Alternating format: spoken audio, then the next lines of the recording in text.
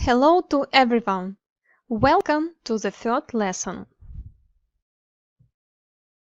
There are a lot of adjectives with IC ending in English. Just change this IC ending of the words to ичный or ический to transform them to Russian words with the same meaning. For example, romantic, романтичный, metallic, металлический. Let's read again. Романтичный, металлический.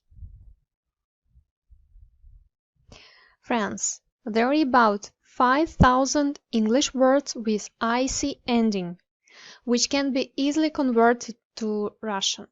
There are just a few exceptions, of course. Now, try to transform this word into Russian.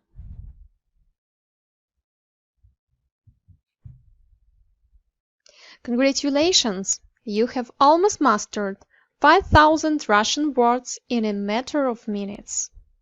And see you at my next lesson.